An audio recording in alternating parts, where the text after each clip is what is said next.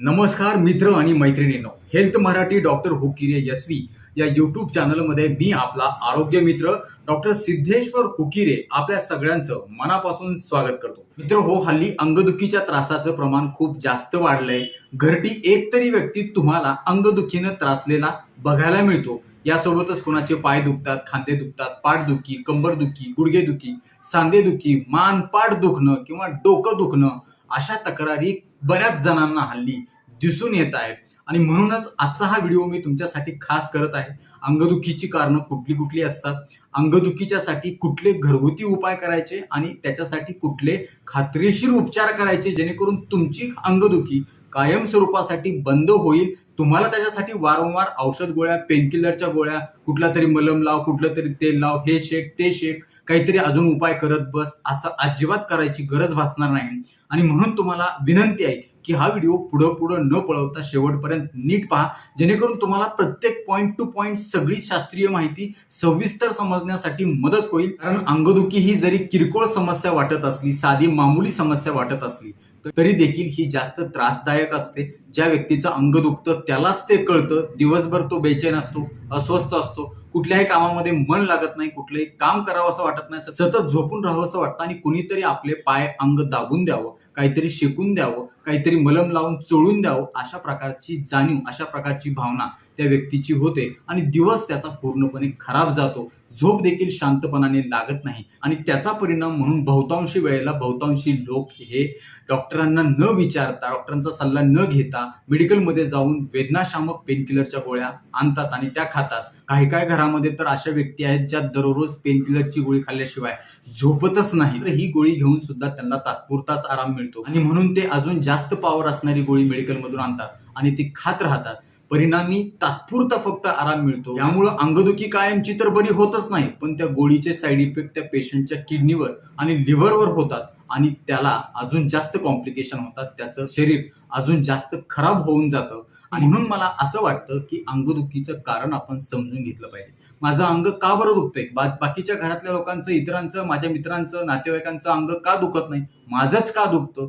माझ्यामध्ये काहीतरी बदल झालाय, माझ्यामध्ये काहीतरी चूक झाली, आहार विहार बदललाय, काहीतरी गडबड असल्याशिवाय अंग दुखत नाही, हे लक्षात ठेवा. आणि ही कुठली गडबड, ही कुठली कारणं असू शकतात हे देखील मी तुम्हाला सांगणार आहे. जर तुम्ही तुमच्या अंगदुखीचं कारण शोधलं आणि ते कारणच काढून टाकलं तर तुम्हाला परत अंगदुखीसाठी उपाय करत बसण्याची वेळ येणार नाही. रिलॅक्सपणे तुम्ही तुमचं दैनंदिन जीवन, दैनंदिन कामं करू शकता, हे मी तुम्हाला खात्रीशीरपणे सांगतो. त्याच्या धावपळीच्या युगामध्ये प्रत्येकाला सतत काही ना काही काम आहे, प्रत्येकाला सतत दगदग आहे, धावपळ आहे, कुठं ना कुठं फिरावं लागतं, दिवसभर शारीरिक कष्ट करावं लागतं किंवा काहींना एक ठिकाणीच बसून काम करावं लागतं. याचाही परिणाम म्हणून अंगदुखी होऊ शकते. काही वेळेला जास्तीच्या कष्ट केल्यामुळे जी अंगदुखी होते त्या अंगदुखीमध्ये थोडासा आराम केला तर बरंही वाटून जातं, पण काही वेळेला दिवसभर जरी आपण आराम केला तरी ती अंगदुखी कमीच होत नाही. त्यासाठी काय करायचं हे देखील मी तुम्हाला सांगणार आहे. चला तर मग पाहूया. त्याआधी छोटीशी विनंती, जर चॅनलवर नवीन असाल तर चॅनल सबस्क्राईब करा, जेणेकरून आरोग्यविषयक अत्यंत महत्त्वपूर्ण, अभ्यासपूर्ण आणि शास्त्रीय व्हिडिओज तुम्हाला सहज पाहता येतील, तेही अगदी मोफत, कारण सबस्क्राईब करायला पैसे लागत नाहीत.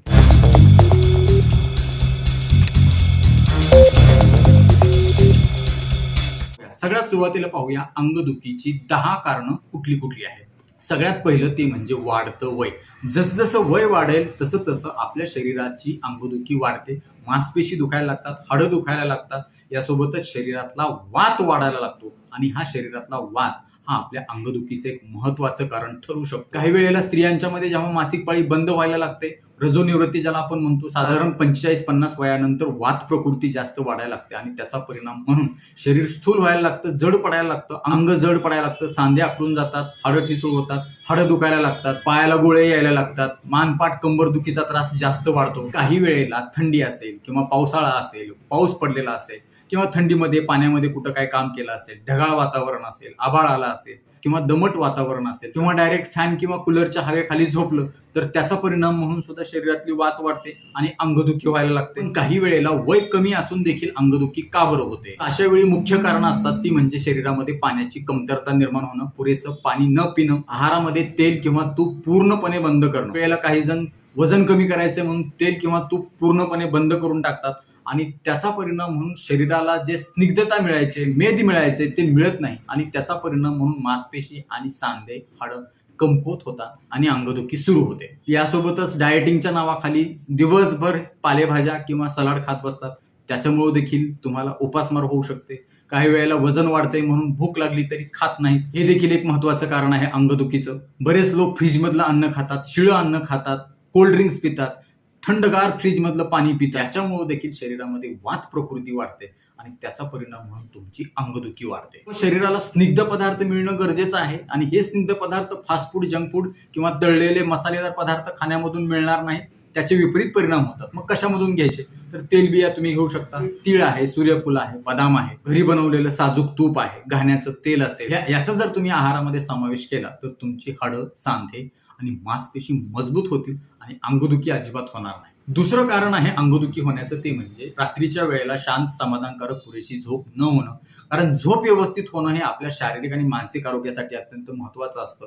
जेव्हा आपण झोपतो त्यावेळेस दिवसभरामध्ये शरीराची झालेली जी झीज आहे, दिवसभराच्या धावपळीतून, दिवसभराच्या कामातून ती झीज भरून निघते. रिजनरेशन व्हायला लागतं, शरीर चांगलं मजबूत व्हायला लागतं. शरीराचं झालेलं जे नुकसान आहे, शरीराच्या मांसपेशीचं, हाडांचं, सांध्याचं झालेलं जे नुकसान आहे ते भरून काढण्यासाठी शरीराला वेळ मिळतो आणि म्हणून झोप आवश्यक आहे. जर तुम्ही व्यवस्थित पुरेशी शांत, समाधानकारक झोप घेतली नाही तर तुमच्या शरीरातील वात वाढतो आणि त्याचा परिणाम म्हणून तुम्हाला सांधेदुखी, अंगदुखी व्हायला लागते. तिसरं कारण आहे प्रवास करणं. जर कोणी दिवसभरामध्ये लांबचा प्रवास करत असेल, कोणाचं कामाचं ठिकाणच लांब असेल किंवा कोणाचा व्यवसाय फिरण्याचा, पळतीचा किंवा फील्ड वर्क असेल, सतत कुठेतरी जावं लागत असेल, फिरावं लागत असेल, खास करून दुचाकीवर प्रवास करणारे जे लोक असतात त्यांच्यामध्ये जास्तीचं वारं लागून शरीरामध्ये वात भरतो आणि त्यांना अंगदुखी व्हायला लागते. तुम्ही कुठल्याही गाडीतून प्रवास करा, 4 व्हीलर करा किंवा अजून कुठल्या गाडीनं प्रवास करा, तुमच्या शरीरामध्ये जे हवा लागणार आहे प्रवासामध्ये त्याच्यामुळं वात निर्माण होते आणि त्याचा परिणाम म्हणून तुम्हाला अंगदुखी होते. त्यातल्या त्यात तुम्ही जर 2 व्हीलरवर प्रवास करत असाल तर तुमची मान, पाठ, कंबर दुखण्याची शक्यता जास्त आहे. अंग देखील जड पडतं. चौथं कारण आहे शरीराच्या क्षमतेपेक्षा जास्तीचं काम, कष्ट करणं किंवा काही वेळेला कामाची सवय नसते. अचानक तुम्ही काहीतरी काम करायला जाता आणि मग तुम्हाला अंगदुखी होते. अशा वेळी आराम जरी केला तुम्हाला तर ती अंगदुखी कमी होते. पण काही लोकांना दिवसभर कंटिन्यू वर्षानुवर्ष कष्टच असतं.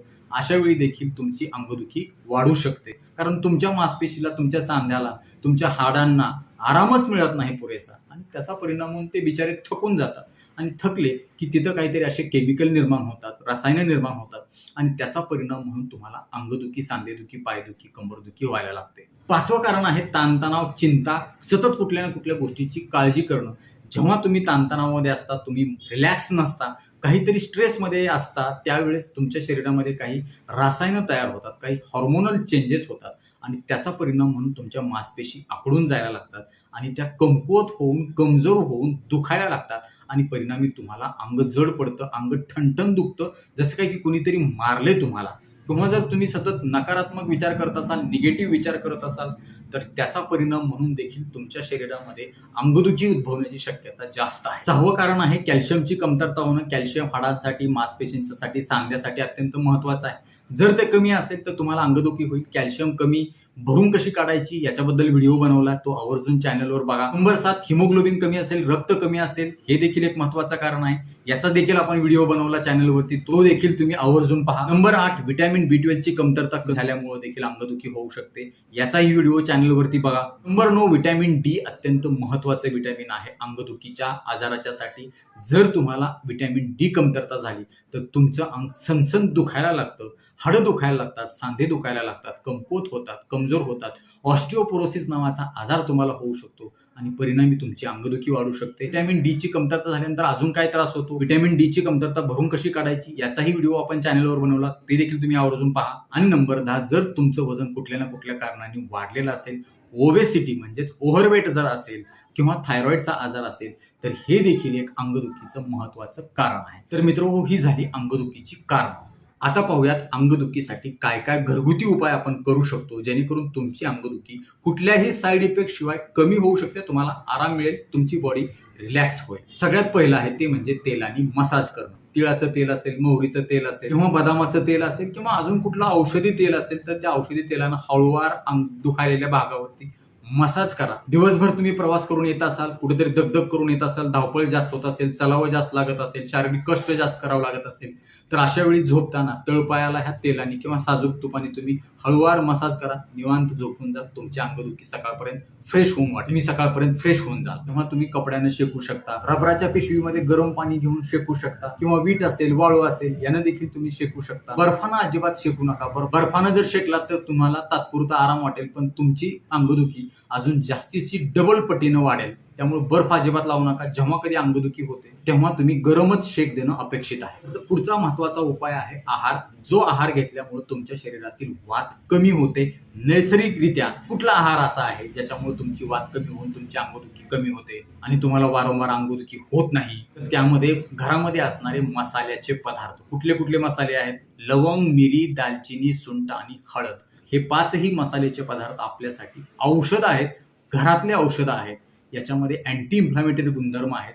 जर तुम्ही हे नियमित आहारामध्ये घेतले तर तुमची अंगदुखी चांगल्या प्रकारे कमी होईल नैसर्गिकरित्या. त्यासाठी तुम्ही हे मसाले भाज्यामध्ये किंवा तुमच्या स्वयंपाकामध्ये वापरू शकता. हळद दूध पिऊ शकता किंवा हळद, सुंठ, मध याचं मिश्रण तुम्ही चाटू शकता. हळद जशी तुम्ही पोटातून घेणार आहात त्यासोबतच तुम्ही हळद दुखायलेल्या भागावरती हळदीचा लेप द्या. देखील तुम्हाला चांगला आराम मिळेल. हे सगळे पदार्थ तुमच्या शरीरातील वात कमी करतात, तुमच्या शरीरातील विषारी पदार्थ बाहेर काढून बॉडी नैसर्गिकरित्या डिटॉक्स करतात आणि सगळ्यात महत्त्वाचं तुमच्या शरीरातल्या मांसपेशी मजबूत करून टाकतात. त्यामुळे तुमची अंगदुखी कायमस्वरूपी निघून जाते. आहारामध्ये स्निग्ध पदार्थ भरपूर घ्या. त्याच्यामध्ये तुम्ही तीळ, जवस आणि सूर्यफूल खाऊ शकता. त्याच्या चटण्या तुम्ही करून ठेवा आणि त्या चटण्या रोज नियमितपणे आहारामध्ये समावेश करा.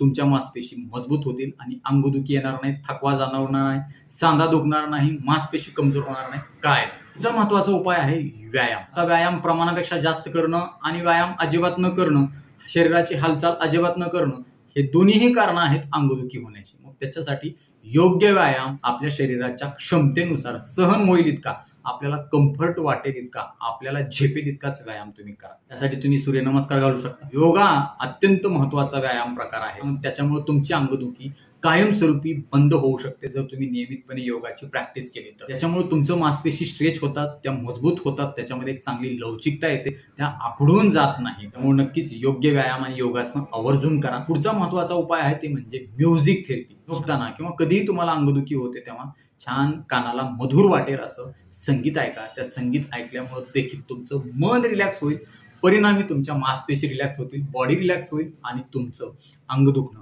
कायमस्वरूपी बंद होण्यासाठी मदत होईल. यासोबतच तुम्ही ध्यानधारणा करा, मेडिटेशन करा, तुमचे छंद जोपासा, तुमच्या आवडीची कामं आवर्जून करा. डोक्यावर जास्तीचा ताण घेऊन कुठल्याही कामाचे जास्त स्ट्रेस घेऊन ते काम करू नका. तसं जर केलं तर तुमची अंगदुखी जास्त वाढू शकते. त्यामुळे कामामध्ये इंटरेस्ट निर्माण करा, आवड निर्माण करा आणि ते काम अगदी रिलॅक्सपणे करा. जास्त लोड घेऊ नका. जर लोड घेतला तर तुम्हाला अंगदुखी होण्याची शक्यता जास्त आहे. यासोबतच व्हिटॅमिन डी, व्हिटॅमिन B12 आणि कॅल्शियमची कमतरतेमुळे जर अंगदुखी होत आहे असं तुम्हाला डॉक्टरांनी सांगितलं असेल तर त्यासाठी योग्य आहार घ्या. सकाळी कोवळ्या उन्हामध्ये बसा, सूर्यस्नान घ्या. रोज सकाळी किंवा संध्याकाळी कुठल्या एका वेळेला अर्धा ते पाऊण तास पायी चालण्याचा व्यायाम करा. आहारामध्ये दूध, केळी, अंडी, बदाम यांचा समावेश आवर्जून करा. आहारामध्ये साखर आणि मिठाचं प्रमाण कमी करा. आणि ह्या सगळ्या गोष्टी करून सुद्धा जर तुमची अंगदुखी कमीच होत नसेल तर अशा वेळी मात्र आपल्याकडं होमिओपॅथिक औषधोपचार पद्धतीमध्ये अत्यंत गुणकारी आणि प्रभावी औषधं आहेत. मात्र ही औषधं तुम्ही तज्ज्ञ होमिओपॅथिक डॉक्टरांच्या सल्ल्यानेच घेणं अपेक्षित आहे. नक्कीच हा व्हिडिओ तुम्हाला उपयुक्त वाटला असेल अशी मला खात्री आहे. व्हिडिओ आवडल्यास लाईक करा, कॉमेंट बॉक्समध्ये आम्हाला तसं कळवा आणि आपल्या मित्र आणि नातेवाईकांना आवर्जून शेअर करा, जेणेकरून त्यांची देखील अंगदुखी कायमस्वरूपी नैसर्गिकरित्या कुठल्याही साईड इफेक्ट शिवाय कमी होऊन जाईल आणि तुम्हाला आणि मला ते थँक्यू म्हणतील. तर आजच्या व्हिडिओमध्ये इथंच थांबूया. लवकरच भेटूया नवीन व्हिडिओमध्ये नवीन विषयासह. तोपर्यंत आनंदी राहा, निरोगी राहा. धन्यवाद.